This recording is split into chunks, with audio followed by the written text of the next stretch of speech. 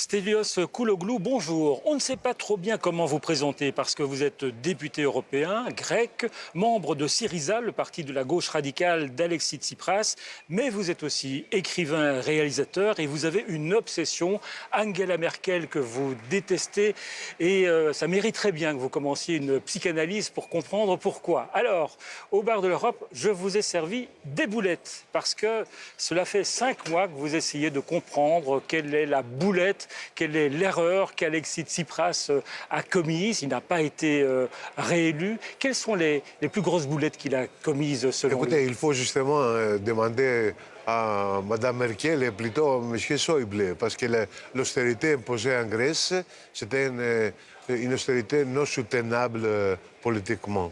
En plus, on avait l'accord de Prespa, qui était un accord applaudi par toute l'Europe. Ça, c'est l'accord sur la Macédoine du Nord. Voilà. Un accord historique. Vous avez quelque part conclu un accord de paix, entre guillemets, avec la Macédoine du Nord. Mais Tsipras a été accusé comme traître à partir du Parti communiste jusqu'à l'extrême droite, y compris l'opposition de la Nouvelle Démocratie, qui a profité de ça pour gagner les élections sur une ligne populiste et démagogique et nationaliste. Parce qu'il y avait un contentieux sur le nom même de la République. La Macédoine s'appelle maintenant Macédoine du Nord, mais ça ne plaît toujours pas à beaucoup de Grecs. Hein. Oui, mais c'est une question ridicule. Comment baptiser un autre pays à côté de nous? C'était une question ridicule qui a commencé par une vague nationaliste, par des hommes politiques grecs qui ne voulaient que faire carrière politique en vendant du patriotisme.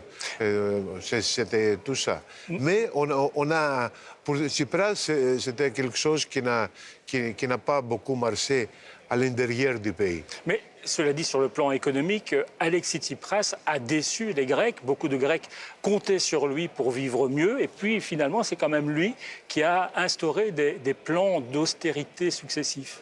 Oui, mais le plan d'austérité de Tsipras était plus souple que le plan d'austérité de derrière, mais quand même, c'était un plan d'austérité. Vous savez, il y avait un plan de 6 mois, une parenthèse de la gauche qui durerait 6 mois. Ce plan a échoué, mais quand même, on n'a pas réussi à rester au gouvernement. On va revenir. Mais avec le recul, Alexis Tsipras, il aurait pu résister davantage aux pressions de l'Union européenne qui exigeait ce plan d'austérité en échange d'aides financières? Non, ce n'était pas possible. C'était 1 contre 26, 27 à l'époque. Les rapports de force étaient tout à fait négatifs. Et les erreurs de Tsipras, c'était d'abord qu'il avait des illusions. Il avait des illusions qu'en disant la vérité, en disant ce qui est rationnel, Merkel et Schäuble diraient non, c'était une très bonne idée. Jamais écouté, on va l'appliquer. Non, ce n'était pas comme ça.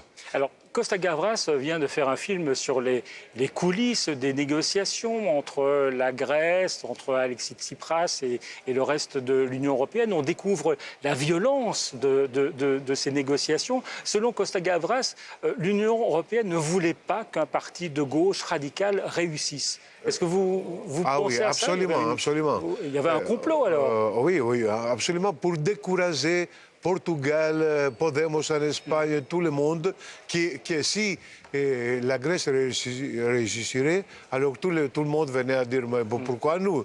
Il faut se débarrasser de l'austérité et tout ça. Non, c'était un plan. Et je pense que Costa Gavras, du point de vue européen, il raconte très bien le cynisme des cercles dirigeants européens. Mais de l'autre côté, il a adopté toute l'histoire de Varoufakis et aussi le narcissisme, le ministre des Finances à l'époque, et aussi le narcissisme de Varoufakis qui se présente dans le film comme un Superman, qui à la fin tandis que le Superman gagne, à la fin du film, il est battu. Alors, il y a un nouveau Premier ministre de droite maintenant en Grèce qui a promis de relancer le pays. Il peut réussir là où Tsipras a échoué? Non, pas du tout, parce qu'ils ont déjà adopté une ligne très néolibérale et aussi antidémocratique, avec de la violence et tout ça. Ils sont venus à pouvoir que pour se profiter économiquement du pouvoir. Ils font des business avec le pouvoir, c'est ça. Ils ne vont pas réussir. Regardez cette photo, Stelios Kouloglou, cette photo d'un camp de migrants sur une île grecque. On est à Lesbos, où la situation est dramatique pour les migrants qui vivent dans des conditions inhumaines. La faute à qui? La faute à la fois à la Grèce, mais plutôt à l'Union européenne. Parce qu'il y a des pays... C'est jamais de votre faute. Si, j'ai dit à la Grèce, mais la Grèce toute seule, et aussi l'Italie toute seule, ne peut pas supporter les vagues de réfugiés. Écoutez, pendant les deux derniers mois, 3 mois derniers, ils sont venus 30 000 personnes sur les îles grecques. Et selon l'accord qui existe entre la Turquie et l'Union européenne, on peut pas transporter les réfugiés à la Grèce continentale. Mais vous ne recevez pas de l'argent de l'Union européenne pour aider ces migrants? Pas le gouvernement, les NGO et l'autre comité des Nations Unies pour les réfugiés. Mais... Donc pour vous, le problème, c'est le problème des quotas. C'est le fait que d'autres pays de l'Union européenne n'acceptent toujours pas de prendre en charge un certain nombre de migrants, de demandeurs d'asile. Écoutez, l'Union, ce n'est pas pour seulement recevoir de l'argent. Il faut aussi prendre des responsabilités. Les pays qui n'acceptent pas, malgré les décisions prises il y a 3 ans, qui n'ont pas accepté un seul réfugié, c'est quoi ça? C'est quoi ça? C'est pas la solidarité, ce ne sont pas les valeurs européennes de solidarité et de l'humanisme. On m'a dit que vous étiez en train d'écrire un roman sur le Parlement européen, sur l'histoire de l'Europe. Il finit bien, votre roman? Non. Non. Non. J'aimerais bien avoir un happy end, mais je m'en doute. Alors, une petite question cactus, une question qui pique, ça pique pas très fort. Est-ce que vous prenez la rose ou la bleue?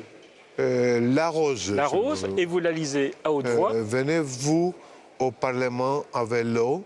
Alors, est-ce que vous venez à vélo? Parce que la question climatique, c'est quand même une des questions clés de la prochaine législature. Je le fais toujours à Strasbourg. Mais ici, j'habite tout près du Parlement européen. J'habite à 100 mètres. Je ne peux pas venir avec le vélo, ce n'est pas nécessaire. Le climat, c'est une question dont on parle en Grèce? Pas beaucoup. Il fallait parler davantage sur ça. Stelios Kouloglou, merci d'être venu au Bar de l'Europe. Une petite boulette? Non, vous en avez fait assez.